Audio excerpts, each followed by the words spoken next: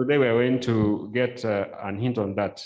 And then beyond, in the 22nd century, we want to see AKI management or sepsis management or other toxic management in the 21st century. And Dr. Bagha, all of us know him, is a nephrologist, head of nephrology and transplant at MP Shah Hospital.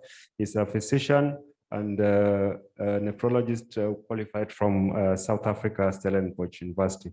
With those few remarks, Dr. Bagha, please take us through in the next 20 minutes. Welcome.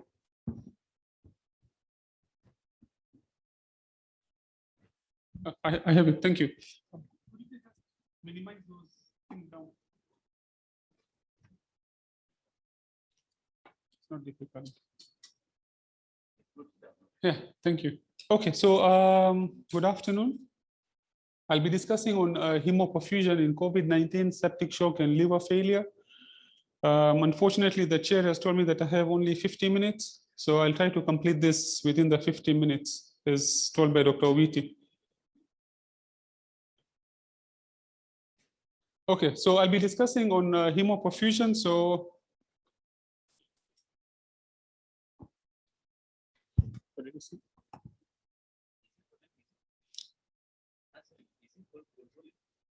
okay, yeah, so just as by the way of introduction to what hemoperfusion is. So hemoperfusion is an extracorporeal blood purification modality that consists of the passage of anticoagulated whole blood through a device that contains adsorbent particles. And these adsorbent particles are the ones that basically remove the toxins and the cytokines. So toxins with a molecular weight ranging from 100 to 40,000 Daltons bind to the particles and are removed as blood exits the column. Higher molecular weight solutes are adsorbed less efficiently, and the hemoperfusion can be used with normal dialysis machines, the CRRT machines, and also ECMO, where ECMO is available. It is used to complement existing blood purification technologies such as hemodialysis and or CRRT in the management of drug or chemical toxicities and hepatic encephalopathies. Okay, so it can be used in patients who present to us with acute liver failure or acute on chronic liver failure. Recently, it has been studied in patients with sepsis and septic shock to aid in the removal of cytokines and modulate the immune system. The Soben device system is made up of granules such as either activated charcoal or ion exchange resins or non-ion resins, which are encased in a plastic housing with a blood inlet and outlet. Now, unlike dialysis, there's no other inlet for the dialysis, for the dialyzer. So its main indications are the removal of the lipid-soluble, highly protein-bound toxins that are easily removed that are not easily removed with the standard hemodialysis. It has also been used in the removal of cytokines in septic shock patients, and this has gained a lot of momentum in the past few years because we know that the mortality in septic shock patients is very high. For the past almost 2 years, because of the pandemic that we are in of COVID-19, it has also been used in COVID-19, and a number of studies have actually been published. It can also be used in the removal of antibodies and antigen-antibody complexes in autoimmune and other disorders. And as I mentioned earlier, it can be used in acute liver failure or acute on chronic liver failure, where it removes hepatic toxins. Okay, so I'll start off with the COVID-19, and just as a by the way of introduction, for the coronavirus. The coronaviruses are a large family of viruses that cause illnesses varying from the common cold to more severe diseases like COVID-19 in our setup right now. And there are 4 types that cause 20 to 30% of common cold infections each year in adults. Common in many animals and can be transmitted between animals and humans. And this is what is thought to have happened for the SARS-CoV-2. They can cause the severe acute respiratory syndrome and the Middle East respiratory syndrome. So it was identified, the 2019 novel coronavirus was identified as a cause of outbreak in the Wuhan city in China on 20th December 2019. Not previously identified in humans, it's suspected that it has crossed over from bats. The first case in China was linked to an animal market, and the virus was aptly named COVID-19. The first case in Kenya was diagnosed on 12th of March 2020. Currently in Kenya, there are more than 240,000 confirmed cases. This is today's data with more than 5,000 mortalities. Okay, so this is a pictogram of how the coronavirus or the COVID-19 virus looks like.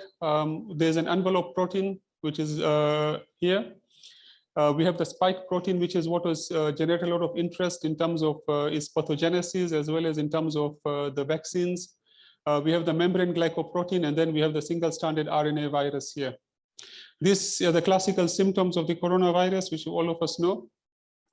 Now, fortunately, majority of the patients who get COVID-19, almost more than 80% tend to get the mild to moderate symptoms, okay? Only 14% tend to get severe symptoms characterized by dyspnea, hypoxia, or more than 50% of lung involvement, and only 5% develop critical COVID-19, which is characterized by respiratory failure, shock, or multi-organ dysfunction, requiring critical care admissions. The risk factors for severe illness is age more than 80 years and patients with underlying comorbidities like cardiovascular disease, chronic respiratory diseases, especially asthma or COPD, and even diabetic patients tend to get very severe disease as well. The diagnosis we all know requires the RT-PCR. Now, this is the natural history of the disease. Majority of the patients basically just reach stage 1 and their body manages to clear up the infection. There are some patients who go on to stage 2 and very few patients go on to stage 3, which is basically characterized by ARDS and shock and multi-organ dysfunction. This pictogram basically is depicting the life cycle of the coronavirus. So the SARS-CoV-2 basically binds on to the ACE2 receptor, which is found in multiple cells, including the alveolar cells, which is where majority of the infections take place. So the spike protein basically binds to the ACE2 receptor, and then the envelope protein fuses with the host cell membrane, and the virus enters the cell. The single-stranded RNA subsequently translocates into the nucleus, where it undergoes transcription and translation, and more viral particles are released and subsequently infect other cells. Now, when the virus enters the body, it basically activates the immune system. Your polymorphonuclear leukocytes and macrophages are activated. These activate your immune system, your T cells are activated, and subsequently within the lungs, we have the alveolar cells type 1 and type 2 that are being activated, and they lead to release of these cytokines as well.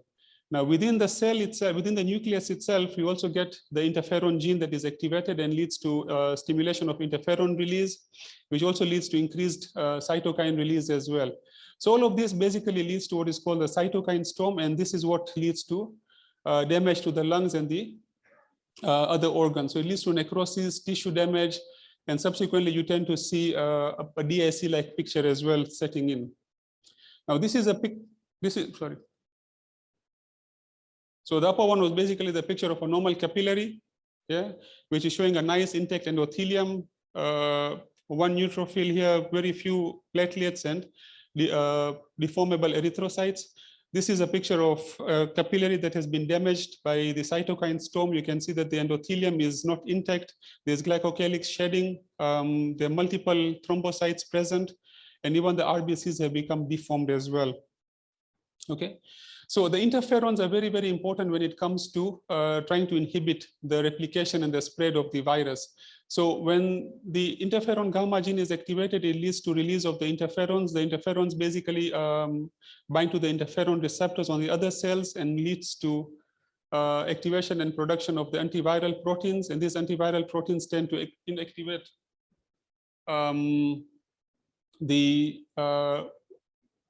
so they tend to inactivate the COVID-19 proteins as well.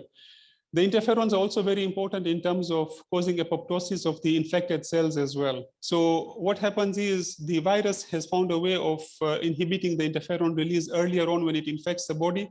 And this is what helps it to infect the other cells as well. And subsequently, this is what leads to the cytokine storm, okay? So the SARS-CoV-2 is a third fatal coronavirus that has emerged in the past 2 decades. And the cytokine storm is a frequently occurring feature of the severe infection that we have seen with the SARS, the MERS, and the H5N1 influenza and the H7N9 influenza. The cytokine storm is associated with disease severity, as I'll show you with in the coming slides, and it is a predictor of mortality. And studies have revealed that the lethality of the COVID or influenza virus is related to the induction of excessive and aberrant immune system response. Curbing the overt inflammatory response induced by COVID-19 may be essential for reducing mortality among the critically ill COVID-19 patients. Okay, so this is whereby now the hemoperfusion was thought that it will work for the critically ill COVID-19 patients. And hemoperfusion has been there for quite some time. As I told you that initially it was mainly used for removal of toxins and poisons, but now it has been used for sepsis. So this was basically an earlier paper that was published by Professor Claudio Ronco. He was looking at polymyxin B hemoperfusion and was giving a mechanistic perspective. So what this entails was basically the adsorbent column was made up of polymyxin B, and the polymyxin B was absorbing the pathogen-associated molecular proteins, and in this case, it was a lipopolysaccharide, and it was removing the endotoxins from the blood. Okay, so this can be used together with your normal hemodialysis machines, like in this setup. Okay, so blood comes out from the patient, passes through the adsorber, and then the purified blood basically gets back into the patient. These are several studies that have been shown, that have been done at looking at cytokines in relation to the hemoperfusion therapies. I've highlighted a few of them. Sorry, I can't read from there. So basically what they were looking at is patients with refractory septic shock or septic shock with ARDS.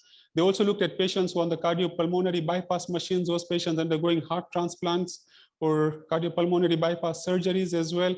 And what they found was that the highlighted ones actually show that there was a significant reduction in your vasopressor requirements, as well as in some of these studies actually showed a mortality benefit as well. Now, remember that part of the cytokine storm is also activated, not only in COVID-19, but in sepsis patients is activated by your damage-associated molecular proteins, as well as your pathogen-associated molecular proteins.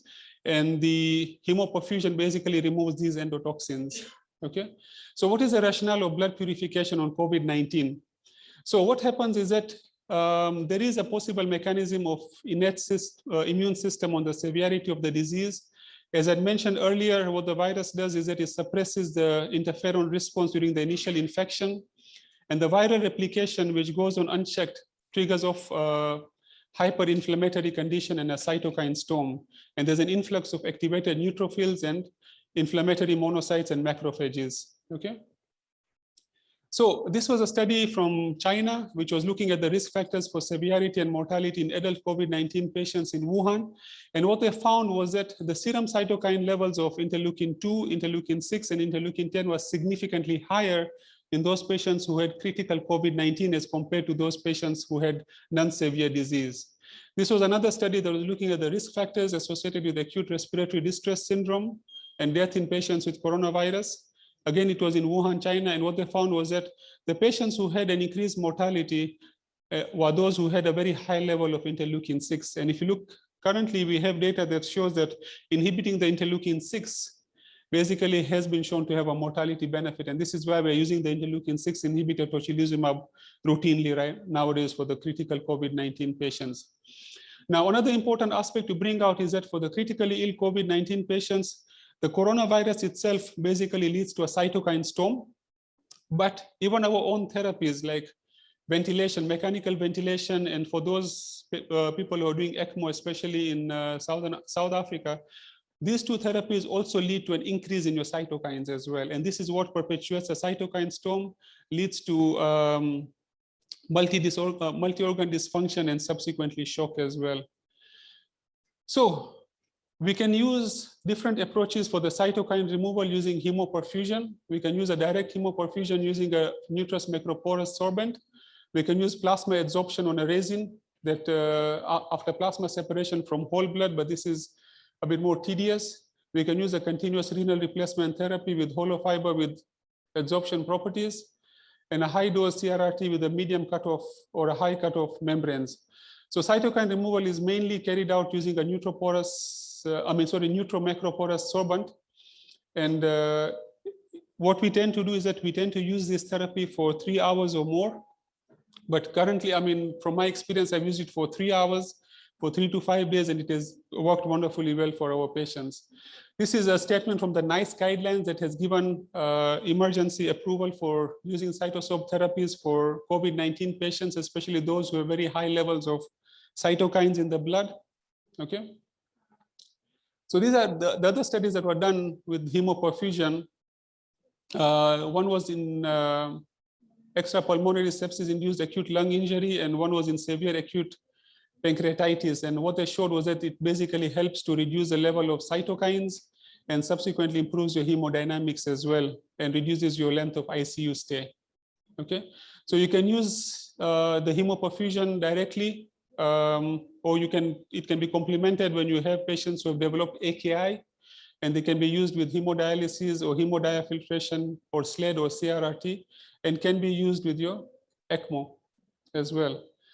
So this is the Cytosoab Absorber, okay, which has been introduced into the Kenyan market. So it's basically approved with the standard hemodialysis, hemofiltration, ECMO, and heart-lung machines in hospitals worldwide. So the Cytosoab comprises of several important features, and it has an advanced biocompatible and hemocompatible porous polymer sorbent-based technology with extremely high binding capacity.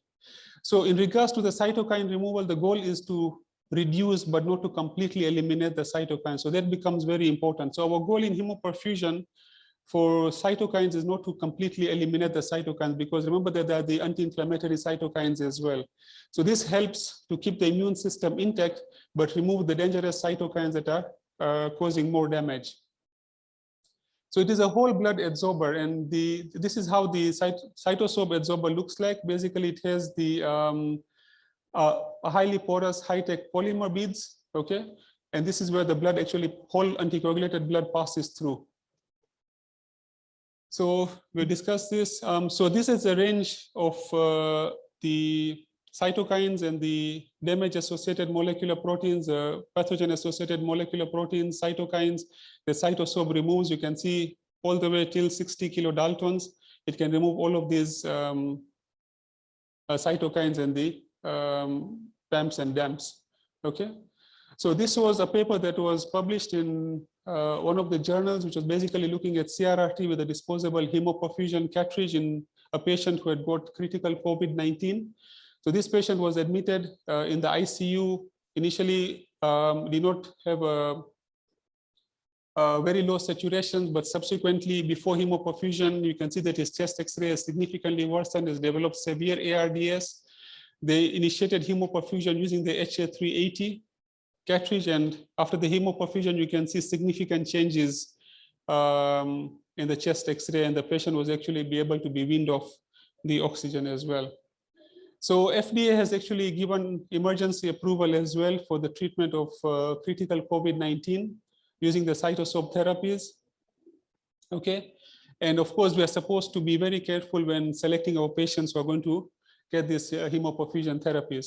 So this was basically for COVID-19. How about sepsis and septic shock? Because you also tend to see a lot of these patients as well in our ICUs. So sepsis is a syndrome of physiologic, pathologic, and biochemical abnormalities that is induced by infections. It's a major public health concern, unfortunately, because it is accounting for more than 20 billion US dollar costs, of the total hospital costs. And this is data from the US, but from our observational studies, we have also noted that sepsis and septic shock is the most common cause of morbidity and mortality in patients. The reported incidence of sepsis is increasing, and it is the leading cause of mortality worldwide, including in Kenya. When we used to do our mortality meetings in Aga Khan University Hospital, when I was a resident, majority of the patients basically were dying because of sepsis and septic shock. Unfortunately, those patients who survived sepsis have a long-term physical, psychological, and cognitive disabilities. They have to undergo vigorous physiotherapy and rehabilitation even after discharge from the ICU. Now, sepsis, the definition of sepsis has changed. Remember that the surviving sepsis guidelines initially used to define sepsis as SARS plus an identifiable cause of infection. However, from the surviving sepsis guidelines 2016, this has changed, and we no longer have SARS or severe sepsis as part of the definitions that they had. So sepsis is defined as a life-threatening organ dysfunction that is, which is caused by a dysregulated host response to infection. So you need to have a life-threatening organ dysfunction, a dysregulated host response to an infection. So you have to have an identifiable cause of this. And unfortunately, in a number of our patients, including in the US, we cannot identify the source of the infection. Our blood cultures are also negative as well because of the fact that patients have taken loads of antibiotics before coming to the hospital. Organ dysfunction is identified as an acute change in your total SOFA score of more than 2, more than or equal to 2 consequent to an infection. And it has a mortality of 10% in a general hospital population. Now, the SOFA score is a bit tedious to use. So for the accident and emergency departments and even in the wards, we can actually use a modified SOFA score, which consists of alterations in mentation or a systolic blood pressure of less than 100 or a respiratory rate of more than 22. You need 2 out of these 3 to make a diagnosis of sepsis. Okay. Septic shock is a subset of sepsis in which there is circulatory and cellular metabolic abnormalities, which are profound enough to substantially cause mortality. And it is characterized by maps of it's characterized by hypotension, which requires vasopressors to maintain your mean arterial pressures of more than 65 millimeters of mercury, or you have a serum lactate of more than 2. And this is where it becomes very important that we need to do arterial blood gases for our patients who have sepsis and we are suspecting septic shock. So if you get a lactate of more than 2 millimoles per liter, then you know that you're getting reduced perfusion in your microvasculature. So when you meet this criteria, the mortality is in excess of 40%. Remember, in sepsis, the mortality is in excess of 10%. When you hit septic shock, your mortality is in excess of 40%. And this is evidenced by this data. In sepsis, you can see that the mortality, the crude mortality was 15%. By the time you're going to septic shock, your crude mortality is hitting almost 50%. Okay. The causative organism, this is an old slide, but from the West, unfortunately, we don't have, fortunately, we don't have a lot of gram-positive sepsis. Ours is mostly gram-negative. But what we are seeing right now is an increase in fungal infection. So this is one thing that we always have to keep in mind when we are treating septic shock patients who have had a long-term hospital stay. They are on dialysis or they're on the ventilator. They've had broad-spectrum antibiotics. We always need to start thinking about fungal infections. And this, unfortunately, cultures take long to come back. So if you suspect somebody has a fungal infection, please start the empiric treatments. The pathophysiology of sepsis, again, we have the pathogen-associated molecular proteins, which are your lipopolysaccharides or your gram-negative bacilli, which bind to your toll-like receptors 4 or 2. There's downstream signaling and the subsequent activation of your nuclear factor kappa B gene. And this leads to increase in cytokine release, your tumor necrosis factor alpha, your interleukin-1 and interleukin-6. The sepsis also leads to an increase in your inducible nitric oxide synthase, which leads to increased nitric oxide release. Now remember that there are different types of nitric oxide synthase. There's the inducible nitric oxide synthase and the endothelial nitric oxide synthase. The inducible nitric oxide synthase, which is produced by your macrophages, is not the good nitric oxide synthase, unfortunately. So all of this basically now leads to the cytokine release. And what this does is that at the microvasculature, it leads to the procoagulant response that we tend to see. So it leads to endothelial damage and release of your tissue factor and activates your coagulation system. The sepsis also tends to downregulate your production of protein C and protein S. And subsequently, you lead to increased fibrin production and DIC as well. So what's the pathophysiology? Is it the disorder due to uncontrolled inflammation? And this is a question that has been asked over and over again. And we have seen that a lot of studies have shown that there are increased inflammatory mediators in patients who have sepsis and septic shock, like your interleukin-1 and tumor necrosis factor and interleukin-6. But these are based on animal studies. But one study that was done in children with meningococcemia, they found that the tumor necrosis factor levels directly correlated with mortality. However, trials involving TNF antagonists did not show any mortality benefits per se.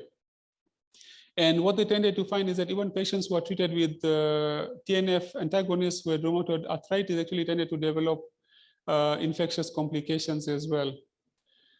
So it is really unclear. I mean, initially, and what studies have shown, sorry, I not put this slide, what studies have actually shown is that in the initial phase, we tend to get an uncontrolled inflammatory response. Then subsequently, there's an energy that sets in, okay? So what happens is now we no longer have a pro-inflammatory cytokines. We tend to get more of the anti-inflammatory cytokines being released later on.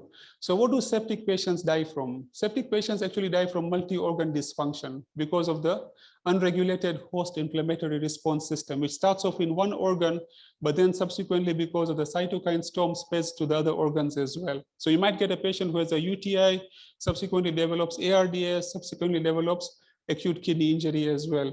So what our aim is to basically regulate this host inflammatory response and make sure that it doesn't lead to excess tissue damage and cause multi-organ dysfunction, okay? So our goal is to prevent the patient from going into multi-organ dysfunction, because remember that the crude mortality of septic shock is almost 50%. By the time that the patient is getting multi-organ dysfunction, the mortality is much higher. So for every organ that now keeps on getting involved, your mortality keeps on getting higher and higher. So mortality is very high in septic shock patients, and despite appropriate antibiotic therapies, we have seen many patients succumbing to the disease, and it's due to the unregulated inflammatory response in those patients. So is there a role of blood purification therapies to minimize that cytokine storm and the unregulated inflammatory response? So what are there are a number of unanswered questions in blood purification therapies when they've been applied for sepsis and septic shock patients. So what is the optimal time to start hemoperfusion in patients who have sepsis? Is it when the patient develops septic shock? Is it when they're on one vasopressors? Is it on multiple vasopressors? Are they supposed to be ventilated patients? Can we do it on patients who are not ventilated? Can we do hemoperfusion simultaneously with hemodialysis, like intermittent hemodialysis or CRRT? What's the optimal dose of hemoperfusion? And how do we monitor the response? Remember that most of the studies are basically looking at monitoring your interleukin 1 and interleukin 6, which are your cytokines. So how do we monitor the response to our patients? Because in sub-Saharan Africa, we cannot monitor this. So should we use the CRP or the procalcitonin? So these are the basic prerequisites of using the hemoperfusion or Cytosoab therapies for sepsis and septic shock patients. The patients are supposed to be on the standard therapies for sepsis and septic shock, okay? Hemoperfusion is supposed to be employed as an adjunctive and not as a causative therapy. And continuous treatment is recommended over intermittent, but this is specifically for Cytosoab, okay? When should therapy started, okay? Therapy should be started in patients who cannot be stabilized with the conventional standard therapies. So these are patients who are developing hemodynamic instabilities. There are multiple vasopressors, okay? And it's supposed to be started early, and this is what we have found as well. I've used hemoperfusion mainly for COVID-19 patients. I was just talking to one of my colleagues here who has used it in Nairobi Hospital. They've done multiple sessions of hemoperfusion for critical COVID-19 patients as well. And what we have found is that once when it is started early is when you get the maximum benefit. So even for septic shock, the same thing applies as well. So it has to be onset of shock within the last 24 hours. Patient is on vasopressors. There is signs of capillary leakage, features of positive fluid balance, and you have already multi-organ dysfunction setting in, like you start getting at least one or more organ dysfunctions. Your markers of infection are supposed to be high, so your procalcitonin or interleukin 6 levels where you can do your interleukins. So why start early? So multiple studies have actually shown that there is a survival benefit if hemoperfusion therapies are started early as compared to late. And this is what I have seen as well in my hospital as well, especially for the COVID-19 patients.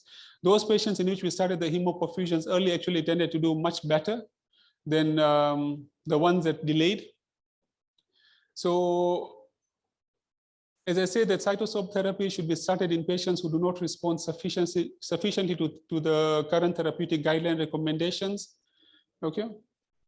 So this was one study that basically was looking at hemoadsorption with Cytosoab in critically ill patients in intensive care unit. And what they did basically was, sorry, I'll just look here. So they divided the patients into the Cytosoab arm versus the CRRT arm.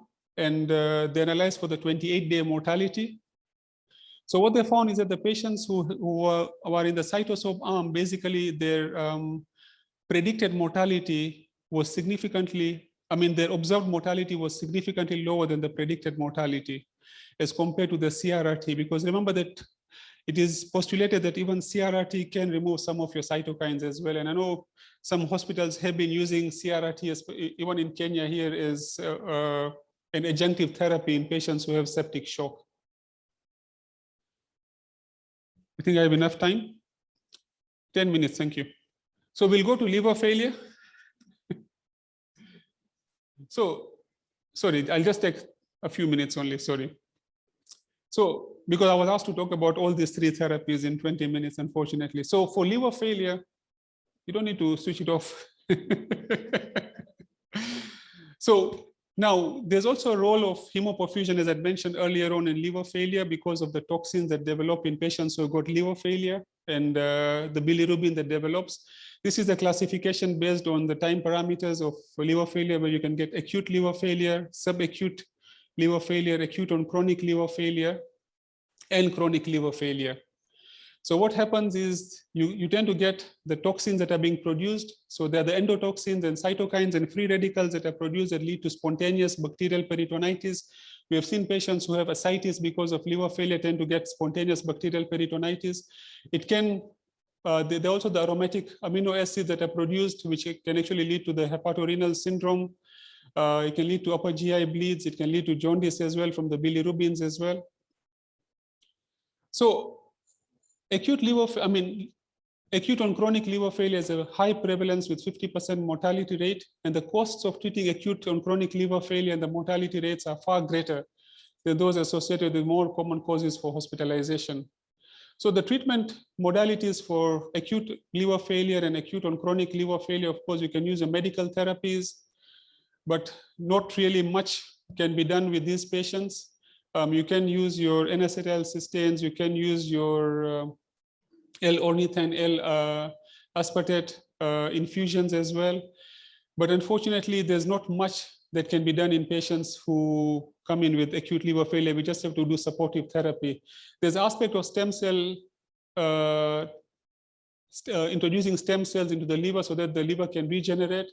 And then subsequently in those patients who have fulminant liver failure, like those patients who come in with acute liver failure secondary to paracetamol poisoning, they can be offered transplantation. So the other treatment method basically for supportive care is your artificial liver support system, or the ALSS. It's an extracorporeal support system which temporarily replaces your partial liver function as well. So we have the non-biological ALSS, whereby you can use it together with your hemodialysis or hemofiltration or hemodiafiltration. You can do your plasma exchange, or, sorry, I can't see from there, you can use your hemoperfusion here as well. There's also the MARS, which is your molecular absorbent recycling system as well. So there's a specific modality of treatment called the double plasma molecular absorbing system, which basically is based on the plasma bilirubin adsorption treatment, which is a broad spectrum adsorbent. So what it does is that it can not only adsorb bilirubin, but also removes your inflammatory mediators. And there's no loss of plasma. I think Aga Khan Hospital, Mombasa have a machine that can basically do this as well, DP mass. So this is how it looks like. Basically, the double plasma molecular adsorption system, it basically uses two cartridges, the BS330 and the HA332 adsorption cartridges. So what the BS330 does is that it adsorbs the bilirubin and the bile acid, while the other one basically removes the molecular toxins which are induced by the liver disorders, such as inflammatory mediators, ammonia, phenol, and the mercaptans. And this is how they look like. So we'll not go into this. So this is how you basically need to have a plasma separator. So what happens is that you separate the plasma, and because of the plasma separator, which is basically reinfused back into the body after being cleared, you don't need to give extra FFPs or albumin for this therapy. So it is much better. And then subsequently, it goes through the BS330 and the HA330 cartridges. Okay.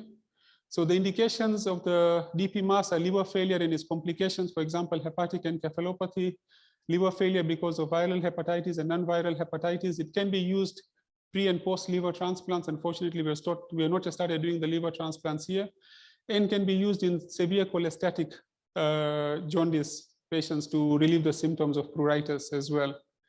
So when you use the DP mass, it can be used in severe hepatitis with liver failure with significantly higher bilirubin levels, or you can use single treatment modalities whereby you're only using the BS330 together with the plasma filter. And we have done that as well in MP Shah Hospital, whereby your bilirubin levels are more than 10 times the upper limit of normal. So these are that it can also be used by the drug, or single treatment modes can be used where you have drugs or poisons cause liver damage. So I'll end there. I can see it is about to shut off the microphone. So hemoperfusion is a modality of treatment where anticoagulated whole blood passes through an adsorption column. Initially, it was mainly used for treatment of poisons and toxin removal, but now we are using it more and more even in patients who have developed liver failure and hepatic encephalopathy. More and more studies have been done in patients with sepsis, septic shock, and in critical COVID-19 patients. In COVID-19, mortality is postulated to be due to the cytokine storm. Initially, the only treatment with non-mortality benefits was dexamethasone, but now we know that the IL-6 inhibitors have also been shown to be useful as well. FDA has given emergency approval, but for hemoperfusion in COVID-19. But if you look at Europe, Canada, China, Japan, they all have approval from their regulatory agencies for use of hemoperfusion in COVID-19 patients and sepsis and septic shock. So hemoperfusion can be used in patients with septic shock, but the caveat is that it has to be started very early. Hemoperfusion can be used in patients with acute liver failure and acute on chronic liver failure, and your double plasma molecular adsorption system has been shown to be beneficial. So I'll end there.